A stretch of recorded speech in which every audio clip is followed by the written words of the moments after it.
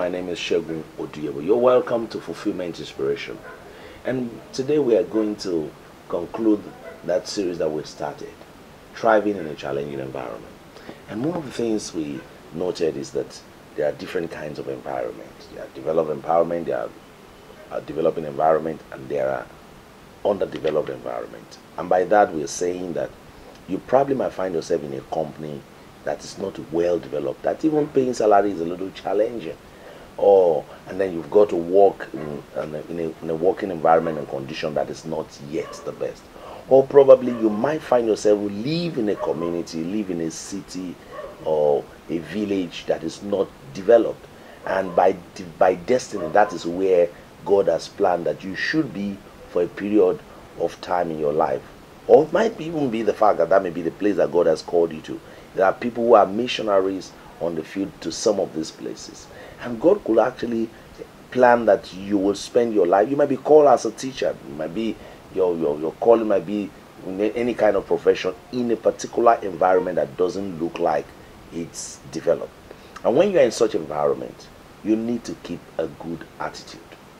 Because if you do not keep a good attitude, you will not thrive. Our attitude, like an author said, attitude is everything. Your attitude will determine your altitude. If you do not maintain the right attitude when you are in a challenging environment, their tendencies are that you will likely be depressed.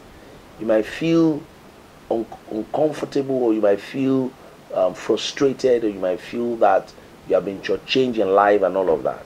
And so you need to develop to keep a right attitude. The first thing on that is that you need to learn to be patient.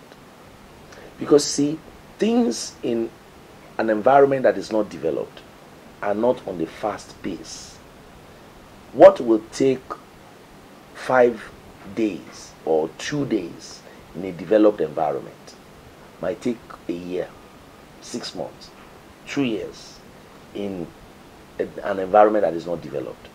And don't try to rush the process. Just relax. As long as you are doing your best and putting in your best, ultimately things will become better. But you've got to know that you need to maintain an attitude that is good. And patience is one of such attitude. While you wait to see the result, you are relaxed and you are calm. You are calmly putting in your best. So many people have failed in underdeveloped environments simply because they've not learned how to be patient. I have found out that when you are working in an environment that is crude, that is raw, it takes a little more time to process things. It takes a little more time to get things better. Why? Several factors are involved. Number one, you may not have enough people thinking at your frequency of thoughts. Your mindset is not the same. And so it may take time before you could assemble people that will be able to think in your direction. And that's not a problem. It's sometimes part of the game. It might be part of the things that God has planned. For example, just imagine some of the missionaries that God sent to Africa to work. Some of them started school in Africa. And they had to teach in a community where the classroom is under the tree. Things are not the best. The students are not responding as fast as students in advanced country. But guess what? That seed made a lot of difference in several lives. So sometimes what we want to be fast might not be God's plan, because God is trying to create a transformation. When you operate in an environment that is challenging, you've got to be patient in the process. Even God understands the process. And so He will not allow you to jump the process. So while you're going through the process, just relax and know that God had not put you there to put you to shame. That's why we said when you're in a challenging environment, the first thing to do that we mentioned in this series is that you must stay close to God. You must ensure that your connection to God is very strong, very tight. Why? You will need it all through the journey.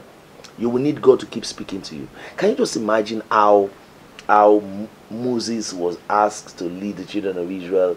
The people that were no people, they'd been slaves for several years, and he had to lead them. It was quite challenging. Why? Because the people had not been used to that kind of life before. And so they gave Moses a lot of problem on the way. In fact, they frustrated him until he was unable to get to where he was going. So you've got to know that it takes time. Can you imagine David? David was trying to struggle with his own life, and God gave him 400 discontented, disgruntled, disillusioned men. But in the process of time, those men became mighty men of David.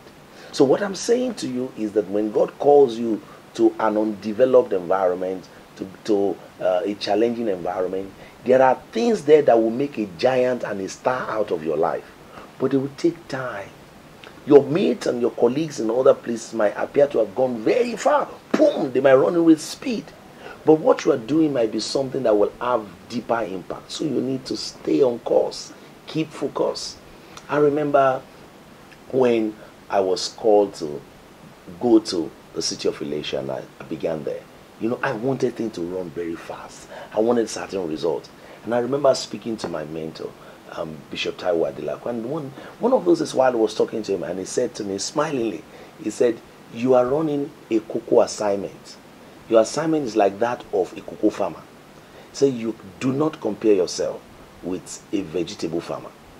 And he gave me the analysis, said, a vegetable farmer in 2-3 weeks, he will already be harvesting. But a cocoa farmer might need to wait for 5 years. He will keep watering, keep weeding in the process. Wait for 5 years. But after 5 years, he will begin to harvest in a large quantity that will pay off his waiting period. So sometimes in a challenging environment, God will have you to wait for some time. So you've got to maintain the right attitude to wait. And guess what? In maintaining the right attitude to wait, you also must consistently believe that you are going to succeed. You must believe that you are going to succeed. You see, sometimes when you're in a challenging environment, the tendencies are that because of what you are seeing, you are tempted to feel that you are not going to succeed. You are tempted to feel that things are not going to work. In fact, the devil is going to come to you with all kinds of suggestions. Again, when I got to the city of Elisha, I remember those days, the devil will come to me, "Oh, you're so stupid, you're foolish, you had a BSc, you had a master's, and you're coming to this kind of place, and all that. This is where you're going to die, this is where your life is going to ruin." But thank God who always come to speak to me in audible forms with impression in my spirit, sometimes with pictures. And he kept making me to see that I will succeed. And that attitude, that winning attitude, that mind that there is hope, I'm going to succeed, helped me to be able to break through some barriers on my journey. Listen, there will be barriers on that journey. There will be challenges in that place. But you can overcome them. Just believe that you are going to succeed. Because that's what you are wired for. That's how you are designed. You are not designed to fail. Oh, forget the challenge that you find in that place. You are not designed to fail, and you will succeed. I pray for you tonight. I pray for you today that God is going to strengthen you and you will succeed. You will make impact and your life will be reckoned with in this generation. I believe, God, that you will look back one day and thank God that you stayed on course. Till I come your way again with another thing. My name remains Segun Oduyepo. Keep finding fulfillment.